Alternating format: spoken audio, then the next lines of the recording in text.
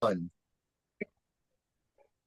right, folks, I am super excited to have one of my favorite people in the whole world today, Sam Simon, who is affectionately known as Dementia Man in my world, has an amazing story to tell. And the beauty of it is that he is telling this story now in a brand new book that has just been launched. And I'm lucky enough to have a copy of the cover, which I am sharing here. But Sam, I've had many conversations with you, but I am just inspired by you and proud of what you've done for advocacy and caregivers. It's absolutely amazing, and I'm thrilled to be sharing some of the details that people will find when they buy your book today. So thanks for joining me.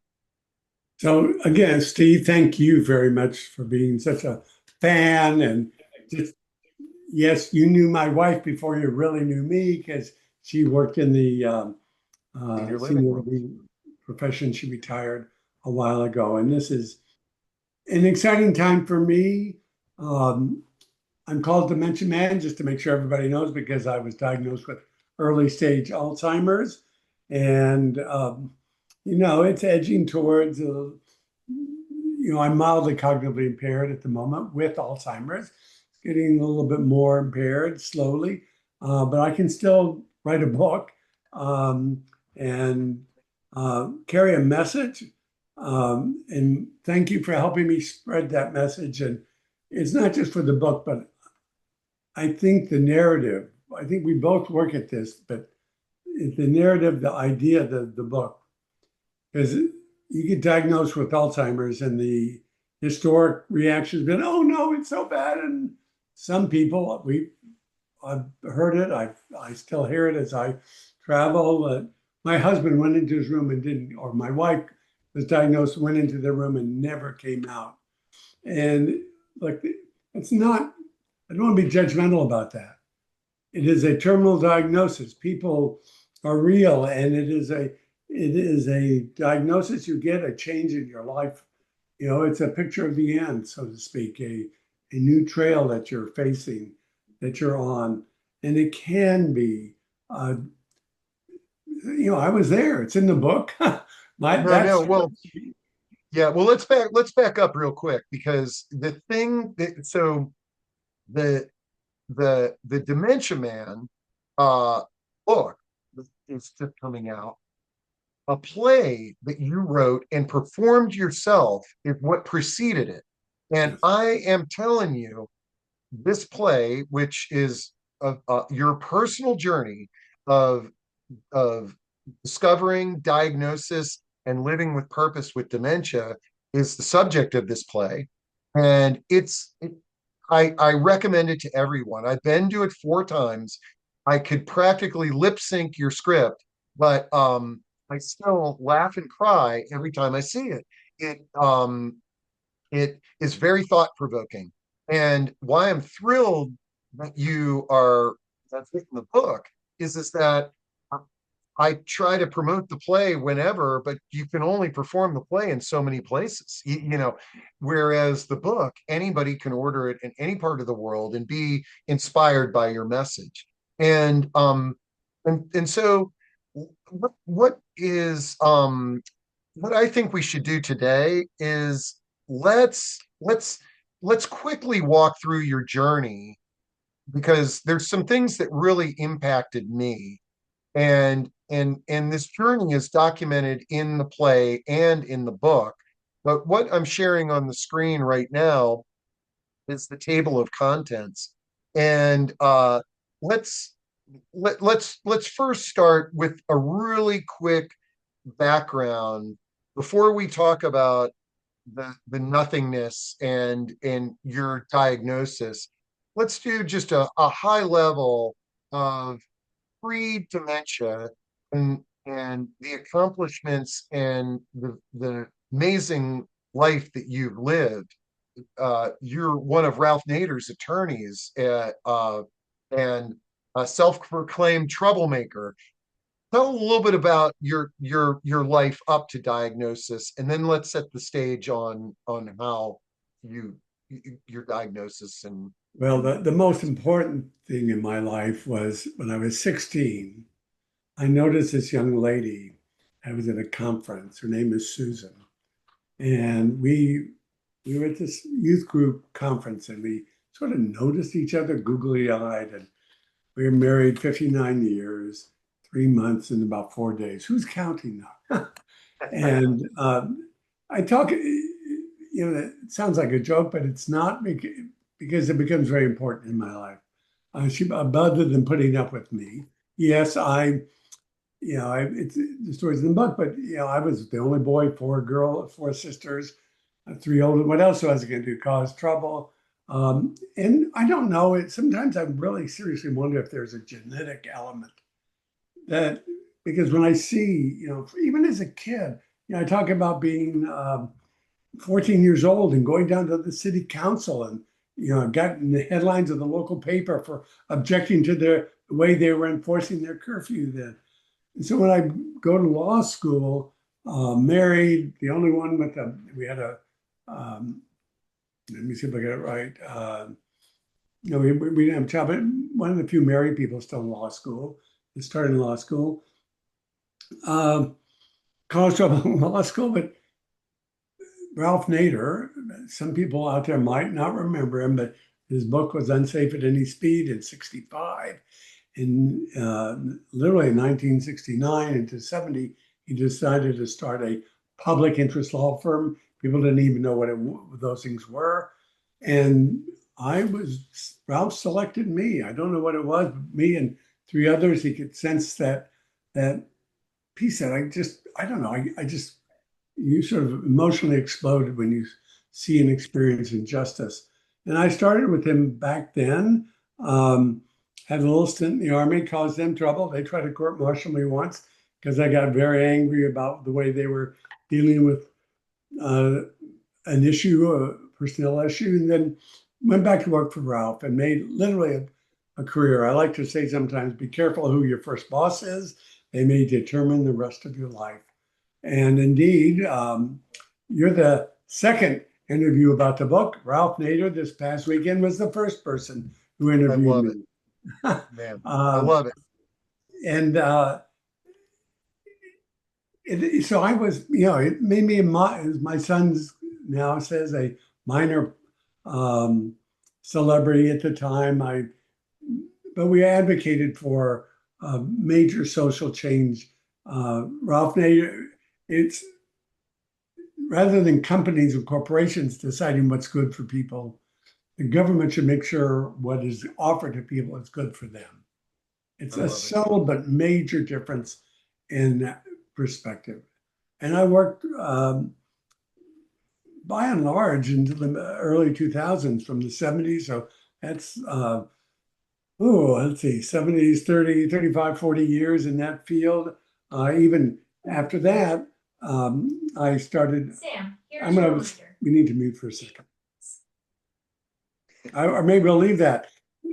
One of my accommodations, I have Alexa remind me every No, morning. and actually, I love that, Sam. I love that Alexa was reminding you, and that you're using technology as a tool Is an to assistant. enable you to be more productive. I love it. Well, let me, I really want to dive in to the diagnosis and folks in Sam's book, just you can tell. I mean, he is an advocate, nationally renowned advocate, worked on some amazing projects, but um, that sort of sets the table that, and in fact, I think you even say it in the play that your your most important. I think you joked about not being an athlete, that your brain is what was your main tool. And, Yeah. and with diagnosis, it's like, what, how am I going to live a life without my brain? And, but Well, yeah, just real quick on that. So what was starting to happen, and I was in my uh, mid 70s, early to mid 70s. In fact, I think it happened earlier than I even say in the book, because I think there was a moment in my late 60s that I was having a memory issue with my internist. And this is something everybody faces. Oh, Sam, there's nothing wrong with you. It's just you're an overeducated man overreacting to normal aging. And this started long, maybe much earlier. And my internist in, it's a different one, said, I know you, Sam. There's nothing wrong. And he sent me to a psychologist because they thought it was mild depression or anxiety because I was running a company back then. And every CEO, turns out every CEO gets anxious, and a lot of them would give me medicine. So it wasn't until the symptoms become much more dramatic. I'm all of a sudden driving on the wrong side of the road and I catch myself. Then you hear, oh, don't worry, I've done that too. And then I begin to have I try to do it in the play, I try to even do it in the book, to describe what it's like when all of a sudden, I mean, I could be even on this, I could have been on I'm sitting down trying to remember something, and all of a sudden, I'm not in the present anymore. All of a sudden, I'm this figure floating in deep space, surrounded by nothing, just infinity. And then I'm back. And Yeah. at first, I dismissed it. And then it starts to scare me. And it was only when I was able to tell my internist that that was happening, then he said, oh, well, you may be better see a neurologist. And And then one thing that I like in the play, and you illustrate it very well in the book, is this uh just 6 weeks. So like you saw multiple neurologists, but it's sort of like 6 weeks to get the appointment, 6 weeks to get the results. And then if you don't like the results, 6 weeks to find another neurology to get a second opinion. yeah, Um, well, you're not quite right. You're not quite right because every once in a while it's 6 months, but six that's months. six weeks, then But 6 months, and 6 weeks, it's forever. Yeah. but this really speaks to one of the advocacy goals of your book and the play is to reform the healthcare system to make navigating this easier for people because this is a very stressful time for folks and you illustrate that I believe was it the first neurologist that you went to was sort of like hands you this news and you're like, Walks well, out the what do we door. do? And it's like, talk to the front desk, you know? And then literally, I get the first neurologist says, "There's only one road for you, Sam. You're going to get worse now. I got patients. I got to leave. You go Yeah. to." And he gave me a prescription for Aricept, which is a common drug for Alzheimer's, but you have to start taking it and work up to it. I went to the front desk to check out. He said he'd left no instructions and will be in touch with you if he wants to see you again, which is malpractice. This particular neurologist no longer does memory work, by the way. It is so hard for people. And one of our big advocacy pieces, and I would love everyone in the world to hear it. My wife Susan had gone through breast cancer, and that was my first journey with a very alarming diagnosis. Back then, a long time ago, they were just beginning to have what was called breast navigators. Today, Medicare pays for breast navigators. Medicare needs to, we call it, and I'm going to own the term, cognitive navigators. We, if there was somebody when we left the doctor's office, we could have sat down with, said, let me tell you a little bit about this disease. Here is a way you could do. What else do you need? How can we be of help? Now, there are some books and some things that help. And we have a new neurologist from that first one who now just once a month has a social worker in it. But it needs to be an integral part because this is some people have had Alzheimer's or neurocognitive disease in their family before. We didn't. And by the way, I have a genetic risk. We can talk about that later. But just the system, because you can live meaningfully and productively. The good neurologist said it could be 5 to 10 years before it gets a lot worse. Mhm. So I can still be out there. I can Yeah, still do things. And particularly if we begin to implement some disability um, access things for people with cognitive decline, just like we do for physical.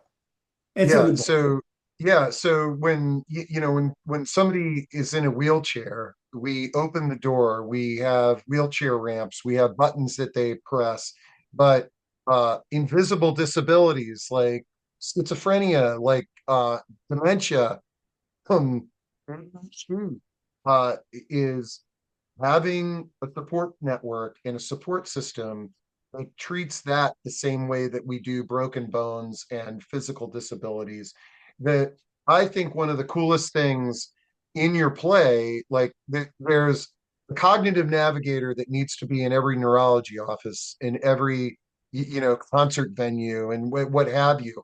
But then what I loved is how I got to see it firsthand in your play, The Dementia Man, where in the early days, you had actually hired somebody with playwright training who was your navigator in case something happened while you were on stage. And I think one of the coolest things is when you perform the play is how you hold your script and you refer to it.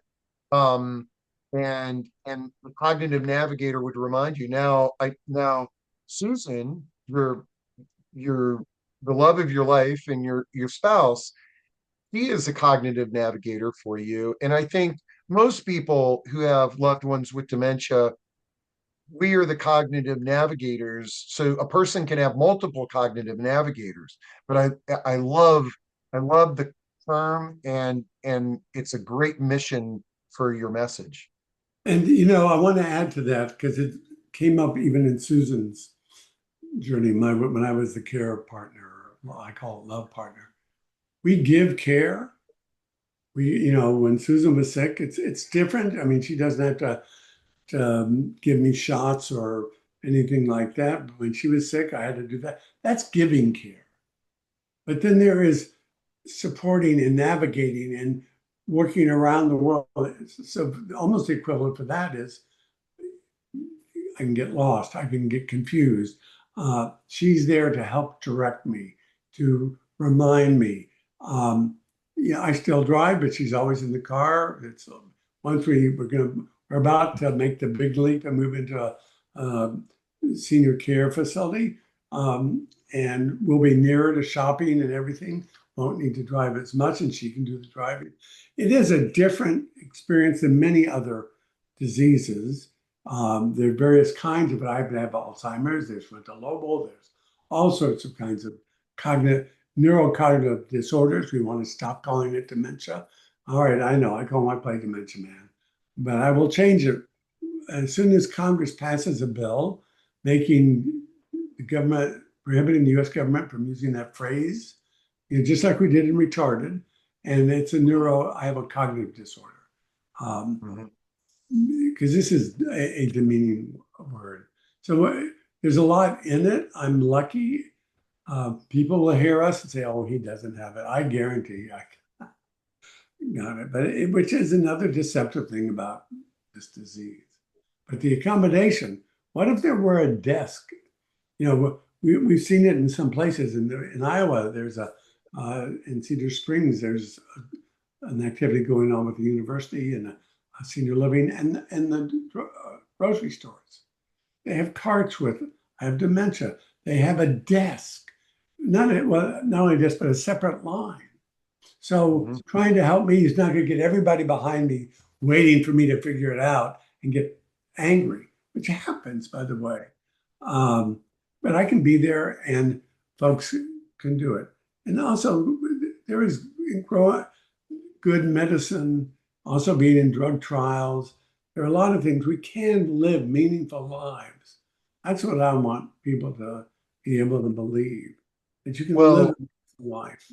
yeah, and I think that one of the very uh impactful elements in the play was that I thought you were taking literary license with is that contemplating going to Switzerland to end your life is and I said to you after the first time I watched the play, I was like, Sam, uh, that was really dramatic, but and I and you said no, that was real. When and I've talked to hundreds of people who have received a diagnosis, and they talk about receiving that diagnosis as just being this black cloud over their head for an extended period of time. Is that you hear that you are going to lose your mind, and what is life going to be like without that? And uh, thankfully, you didn't uh, make that choice. But I think that it's what I've found is that when people come out of the cloud, and how they get out from underneath that black cloud is reading your book, going to see your play, going to the walk to end Alzheimer's, and meeting other people that are living with dementia. Um, Bring them out of their cloud to live a purposeful life. And There, yes, there is one thing right now that I'm a bit, it came up, it comes up a lot, and I want to say it again. Turns out it is the fact that one of the motives for people ending their lives is the cost associated with, particularly if you have to go into nursing or other things. And there was somebody had remembered, I known he lived in, um, he'd been a political consultant. Turns out I still have he's passed, but I still have in my phone all his contact information. I didn't realize that. And until I was reminded this month of his birthday. I said, why did he remind him about he had passed? Hal Malchow. Hal Malchow had retired to Santa Fe. He was living there. He was diagnosed with early stage Alzheimer's, my diagnosis. And in his obituary in the Washington Post, he was quoted as saying, I didn't want to continue to become this burden to my family because he didn't want all his resources. And I think about this, and I don't have a good answer to it. I do have one. The friggin' government needs to be sure that nobody is forced to take their life because they can't receive afford the care or lifestyle that is needed for a dignified end to life and process. Um, and that's what he said. I didn't want to be this, continue to be a burden to my family. So he went to Switzerland and did accompanied suicide. And I'm a voice against that. I hope there are others in the world that, even with a cognitive disorder, even with so-called dementia, that we're entitled to dignity, and it shouldn't require us to go broke entirely. Everything we worked, not just me, but anybody who's spent a lifetime and been successful, um, you know, you have a home and all that stuff. You have a family you want to leave at least a little something to. All of a sudden, all of it's going to keep you for the last few years, to you for your last few years of your life. And that we need to change that. And there is huge dignity and there is a gift. So maybe there's a way to, I was faced with having to be with Susan as she took her last breath. And um, now our goals are changed. But there is a gift in that last moment, if you're allowed to do it, to be able to hold someone you love and tell them you love them as they're living. It's a gift to each of you.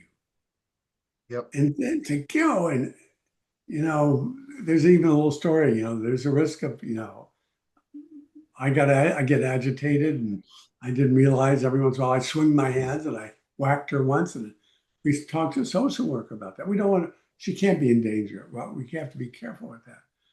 Yeah.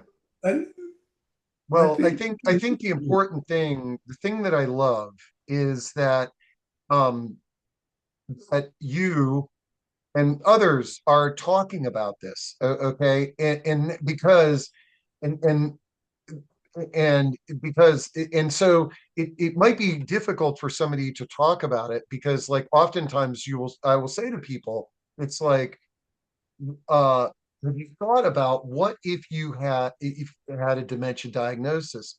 No, no, I don't need to think about that. I eat right and exercise. That's not going to happen to me. And none of us have a crystal ball on what the journey in front of us is going to look like. But if you don't talk about it and have conversations, then that's when we that's when there can be more burden on our network around us. And so one of the things I like about having a conversation with you today is that you're sharing your whole story so people can reflect on here a man that was diagnosed and he's been able to live a purposeful life and he's thoughtful about what the next steps are in this diagnosis as well. Yes, and one last thing, maybe find out your own risk. There is a gift in the disease, if you want to say it, and that is I can be, I can help maybe find a cure. My journey. It's important to know and find out and for your own health. But I've been in drug trials. I'm out there, and when I tell people, well, there's a genetic test. See if you have a genetic risk. Oh, I don't want to know. Well, if you know and you get the risk, you can go into a drug trial. You can help find there will be a cure to this disease, but they need people to be able to, and it's a win-win. You can start getting treatment and diagnosis and lifestyle changes early on, and that'll help you. And you have something to give to the science. And imagine that maybe your little thing, I always say this to people, maybe there's one tiny little thing about you that will help bring the cure even a nanosecond earlier, or a day earlier, maybe a year or two earlier. And you have that in you. And that's a gift for the rest of the world. And selfishly, when we think about drug trials, is that you can't choose whether you're using a placebo or the actual drug, but you're contributing to potential breakthrough treatment. Um, you're getting access to that years before that will be available to the open market, which could benefit. It could improve your cognitive reserve or what have you. And Let me in talk. in many of these drug trials, you don't know during the trial, but at the end they put you on the drug for like a Yeah, 6 months. exactly. So, so one thing that I want to talk about with diagnosis that you said something that sort of triggered me on this is that one thing that I've discovered is that when people get a health diagnosis, whether it be cancer, Parkinson's, dementia, you name it, you get this health diagnosis, and that black cloud is over your head. It's sort of like, what does this mean? Am I going to lose my independence? Am I going to be unable to do the things that I love, to communicate, what have you? You live with that black cloud for however long. It's grieving that life before is what that black cloud is. But the thing that I've discovered is that when you actively get out there, you are there's a whole community of people that might be better friends than you've ever had in your entire life because you share this diagnosis. I've seen this firsthand in the Parkinson's community where they've come together in such a meaningful way. And Sam, like, I've read all about your background. Your only connection to this world of dementia and healthcare was because Susan worked in this field as its profession and you're her spouse. Now, like, you're literally front and center in it. You've connected with thousands of people that you would have never have met before, and love hearing your message. Yes, and one of the biggest challenges for those with diagnosis is isolation.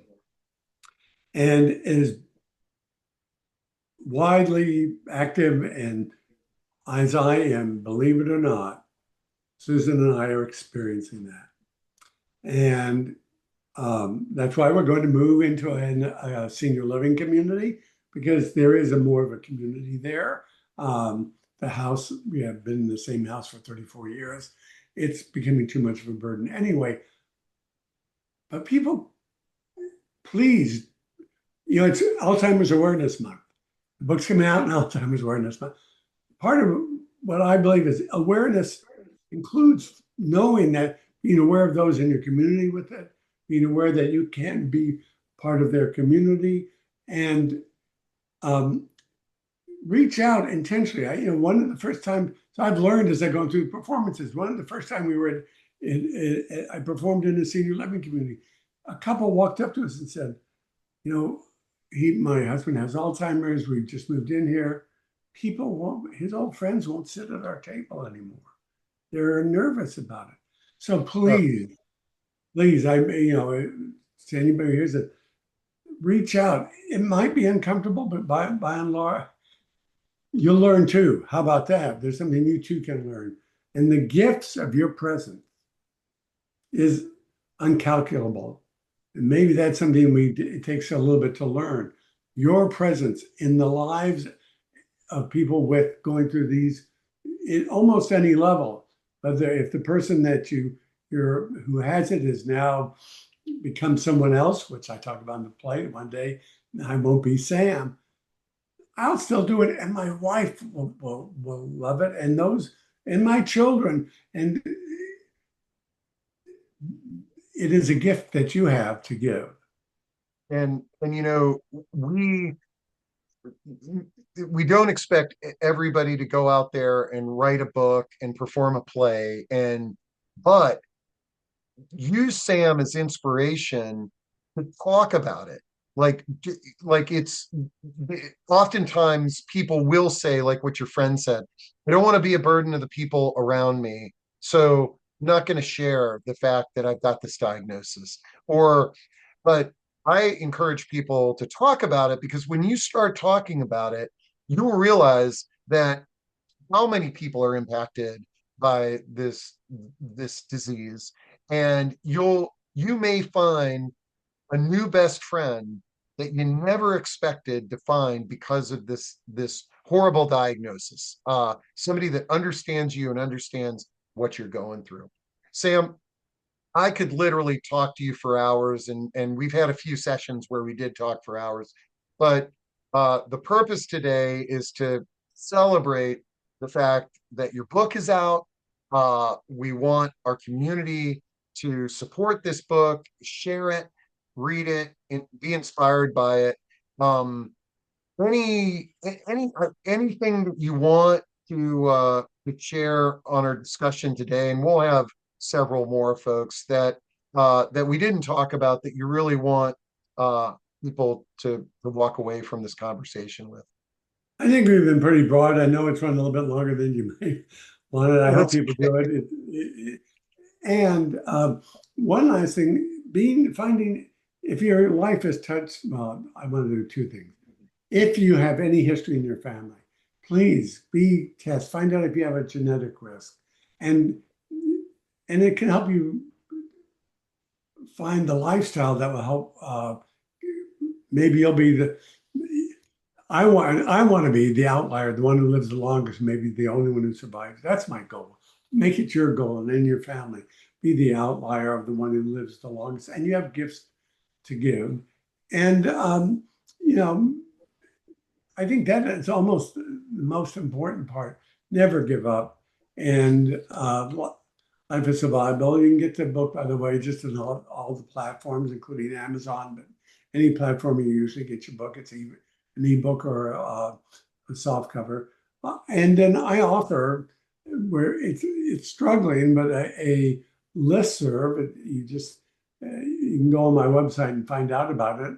To try I'll to put get in all the conversation. links to getting in touch, ordering the book, the listserv. I love your listserv, Sam. Uh, It's, Sam's thoughts, and it's but great. share too, so others can share, and you Yeah, can help find resources. Share the resources um, because that in some ways finding those communities and mutual support, and can be from anywhere in the country. I love it. All right, well, Sam, congrats, and look forward to our next conversation. But this, as all of the conversations with you, has really been thought provoking for me and inspiring. And I know it will to anybody else who's listening to this. So we'll see you at the next one. Thank you, Steve, and thank you for your work.